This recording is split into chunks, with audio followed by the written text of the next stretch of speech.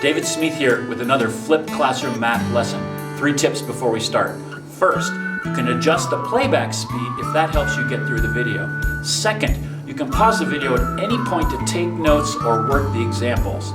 Third, you can turn on the captions and read my words go by on the screen.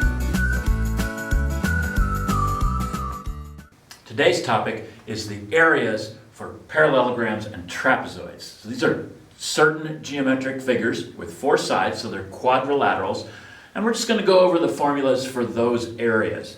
So first off, starting with a parallelogram. A parallelogram has opposite sides that are parallel. So these 2 sides are parallel to each other, and these 2 sides are parallel to each other. Now, there's more things about parallelograms that we know, but the definition of a parallelogram is 2 pairs of opposite parallel sides. So these 2 are parallel, and these 2 are parallel. Now the area formula here is super straightforward. It's just the base of the parallelogram times the height. Now you have to notice that the height is not one of the sides. This is like a squished rectangle. Remember, for a rectangle, the height is also going to be a side length. In this case, it's not. So you might have to do some geometry to find that height before you can actually calculate the area of a parallelogram. So the area formula is just base times height. That's it. Super simple.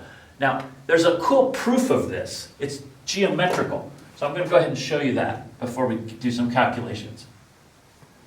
What if I drop my vertical line right there? Okay?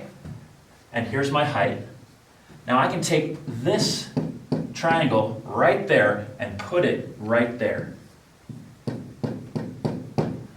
So we can make this go away, whoosh, like that, and we added it to there, and now I have a rectangle with height h and base b, which is this line here. Remember, this base we erased that little bit of it, but this base is the same as that base, so my b is now up here, and that's my rectangle area formula, which is the parallelogram area formula. Okay, let's do a couple calculations. Really simple formula. Go ahead, pause the video, do your calcs on these 2. All right, base times height.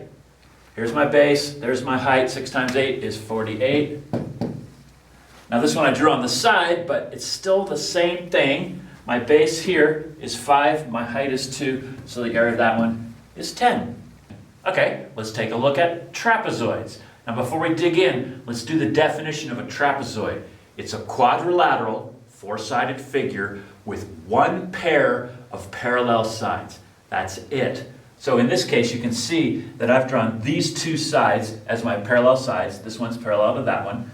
And the formula is pretty simple. We first need to identify the 2 bases. Unlike with a parallelogram, where the 2 bases are the same, in a trapezoid they're not. You can see because this angle is different, so this side is much shorter than that side. So we're going to call this one B1 for base 1. We'll call this one B2 for base 2, and then our height is the same thing as it was before. So this formula is going to be B1 plus B2 over 2 times h. Now there's other ways that you can express this formula, but essentially it's the average of the 2 bases. Notice how I'm adding up B1 and B2 and then dividing by 2. So it's the average of the 2 bases times the height. That gets you your area. Okay, go ahead and try that one. This formula is a little bit more complicated than the parallelogram, but still pretty straightforward. So there's your formula, there's your diagram. Go ahead and do the calculation. Okay, let's see how you did. The average of the 2 bases, so that's B1, that's 7 plus 9 over 2. That's the average of the 2 bases times my height, which is 6. So the area is going to be, so 7 plus 9 is 16, divided by 2 is 8.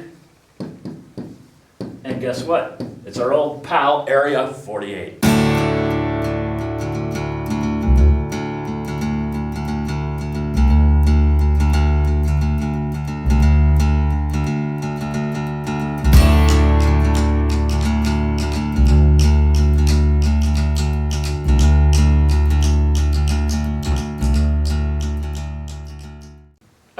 I thought I would do a slightly more complex problem involving a parallelogram and finding its area. The types of problems that you might be expected to do, like maybe on a challenge problem on a quiz or something like that. So let's take a look at this one.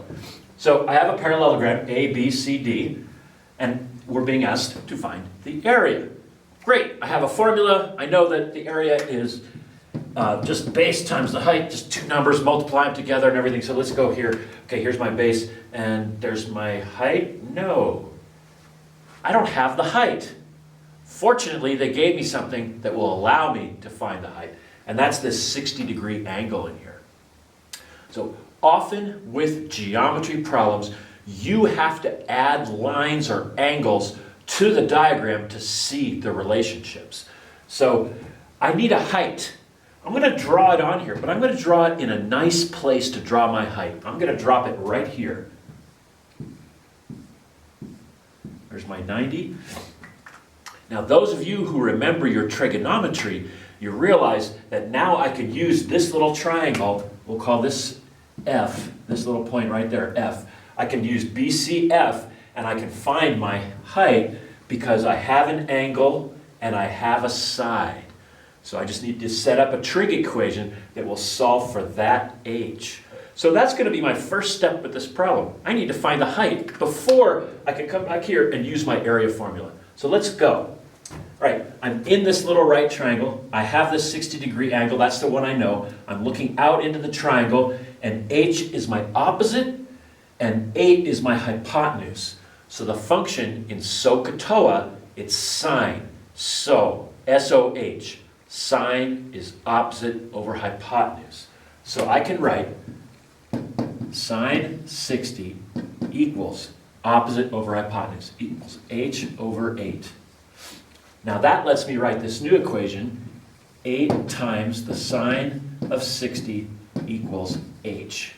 Okay? Remember, when the variable is up high, you multiply what's down low by the trig function. So let's pull out my handy-dandy calculator and find out what 8 times sine 60 is.